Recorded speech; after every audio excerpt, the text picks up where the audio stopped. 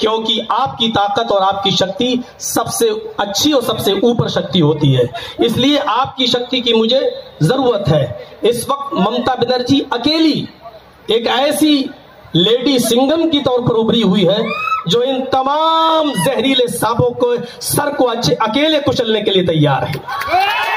ये लड़ाई पूरे सिस्टम के खिलाफ हो रही है। आप ये देखिए कि किस तरीके से अभी इलेक्शन के मौके पर सीआरपीएफ की तरफ से गोलियां चलाई गईं और एक वर्ग विशेष के 4 लोगों की हत्या कर दी गई है। बिल्कुल आग जलाने की कोशिश की जा रही है, वातावरण को हिंदू और मुसलमान बनाने की कोशिश की जा रही है। लेकिन बंगाल वालों, तुम बहुत समझदार हो। हमेशा हमेशा हिंदू और मुसलमान, सिख और ईसाई एक साथ मिलकर रहे हो। ऐसी साजिशों को कभी कामयाब मत होने देना। एक अकेली औरत और दूसरी तरफ एक अकेली बहादुर शेरनी और दूसरी तरफ नरेंद्र मोदी, इस देश के प्रधानमंत्री, दूसरी तरफ अमित शाह, तीसरी तरफ पूरा चुनाव आयोग, इलेक्शन कमीशन। आप देख रहे हैं एक अकेली औरत इन तमाम लोगों का मुकाबला कर रही है। इस वक्त आपकी सहायता की, आपकी मदद की, आपकी हेल्प की जरूरत है और मुझे उम्मीद है कि आप उनका पूरा साथ देंगे, पूरा समर्थन आप करेंगे। ममता बनर्जी को हम सिर्फ बंगाल तक सीमित नहीं देखना चाहते हैं। मौलाना जर्जीस आपके सामने आया है वो सिर्फ ये बताने के लिए कि ममता बनर्जी ही एक ऐसी लीडर है जो न सिर्फ बंगाल की सीएम बल्कि इस देश की प्रधानमंत्री बनने के लायक है। वही है जो इस देश के उसूलों पर कायम रह सकती है, जो संविधान को बचा सकती है, जो हिंदू और मुसलमान सबको एक साथ लेकर चल सकती है। वही एक औरत है जो बता सकती है कि संविधान क्या है, जो ये बता सकती है लोगों को कि देखो सबको एक साथ लेकर किस तरीके से देश को चलाया जा सकता है। लिहाजा आपको इस वक्त बंटने की जरूरत नहीं है। बंगाल वालों, इस वक्त आपकी सख्त जरूरत है। माहौल खराब करने की नापाक अपवित्र कोशिशें की जा रही हैं, लेकिन आप उन तमाम कोशिशों को नाकाम कर दीजिए। और गौतम पाल साहब के लिए मैं खुसूसी तौर पर यह कहूंगा कि इतने भारी वोटों से इनको जिताइए, इतने भारी वोटों से कि दुश्मन सोचने पर मजबूर हो जाए। हमारे मोदी जी को बहुत शौक है ये पूछने का कि तुम्हें कब्रिस्तान चाहिए कि शमशान चाहिए। मुझे उनकी 2018 की वो स्पीच याद है जो उन्होंने फतेहपुर में दी थी। कहा था कि शमशान चाहिए कि कब्रिस्तान चाहिए, और बार बार ये पूछा गया पब्लिक से और कहलवाया गया कहो कि शमशान चाहिए, कहो कि शमशान चाहिए। मैं आपसे निवेदन करता हूं कि 22 तारीख को होने वाले इलेक्शन में टीएमसी के नेता को जिताकर, विपक्षी की नेता को हटाकर शमशान ही पहुंचा दीजिए, इसलिए कि इनको शमशान से बहुत ज्यादा प्यार है, इनको शमशान से बहुत ज्यादा मोहब्बत है। इनको आप शमशान पहुंचाने का काम कीजिए। मेरे भाइयों और बहनों, आप सबसे मैं एक निवेदन और करना चाहता हूं, और वो बहुत खास निवेदन है।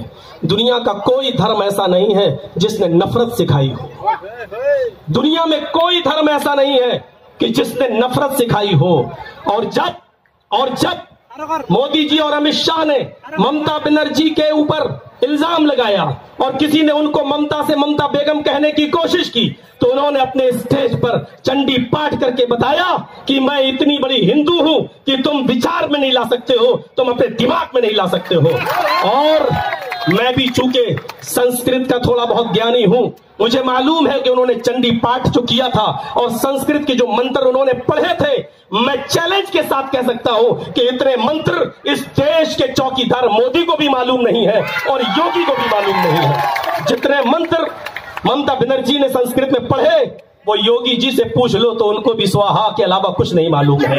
और आज हालत ये हो चुकी है कि शमशान घाट की बात करते करते मैं अभी सीधे लखनऊ से चला रहा हूं। आज की रिपोर्ट बता रहा हूं कि कोरोना वायरस में मरने वालों की संख्या इतनी ज्यादा है कि आज लाशों को जलाने के लिए चिता नहीं मिल रही है। लाइन में लगी हुई है जो लाशें, विकास इतना किया हमारे देश के प्रधानमंत्री जी ने, सबका साथ सबका विकास का नारा ऐसा लगाया कि आज जिंदे तो जिंदे, मुर्दे भी लाइन में लगे हुए हैं। आज मुर्दे लोग भी लाइन में लगे हुए हैं। आज चारों तरफ देख लीजिए, आज हम शिकायतें क्यों कर रहे हैं? हमने लड़ाई लड़ी कब है?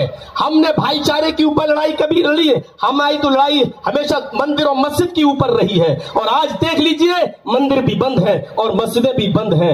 मेरे भाइयों, मंदिर और मस्जिद के मुद्दों से उठकर विकास के मुद्दे पर आइए, भाईचारे के मुद्दे पर आइए, देश की उन्नति के मुद्दे पर आइए और भाईचारा हमेशा कायम रखिए। क्योंकि मैं मुसलमान हूं, लेकिन मैं जानता हूं कि हमारा कुरान हमें भाईचारे का निमंत्रण देता है। हिंदू भाई है, इनसे पूछिए कि क्या हिंदू धर्म नफरत सिखाता है?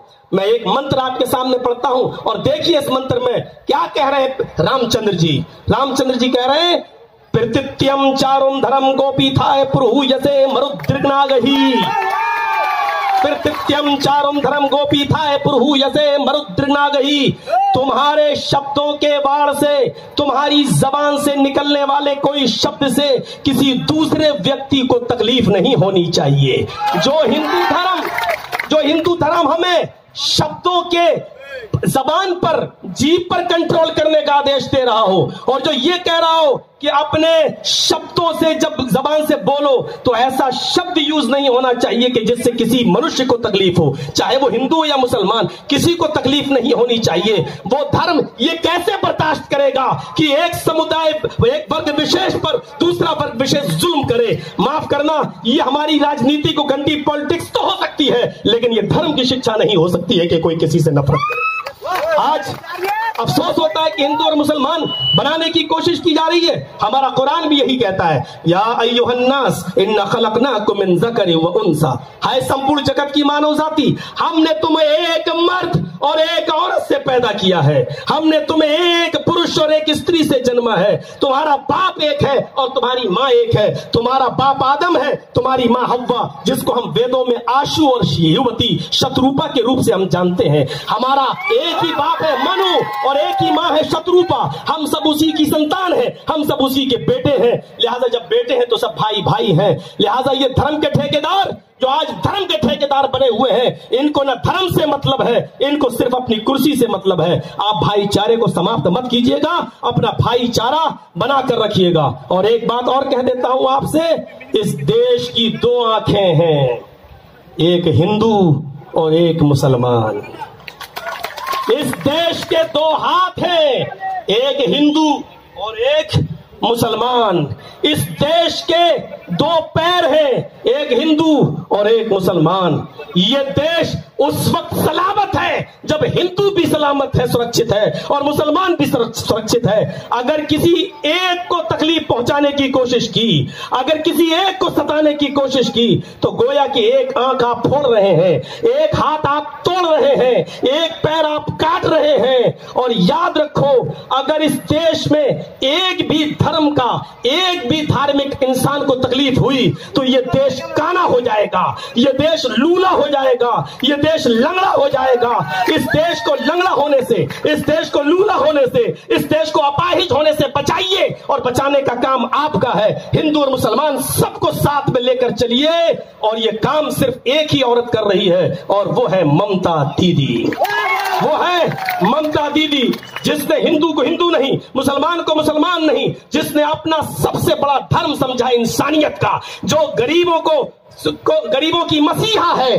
आप गौतम बुद्ध के हाथ को मजबूत करके ममता बनर्जी को मजबूत करिए।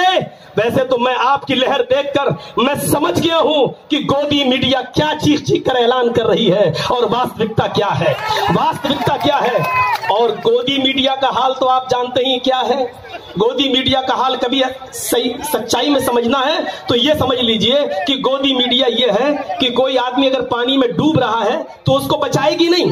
कोई आदमी पानी में डूब रहा है और ये गोदी मीडिया उसके सामने पहुंच जाए तो ये उसको बचाएगी नहीं, बल्कि उसके मुंह में कैमरा घुसड़ के पूछेगी आपको कैसा लग रहा है, इस वक्त आपको कैसा लग रहा है, इस वक्त आपको कैसा लग रहा है।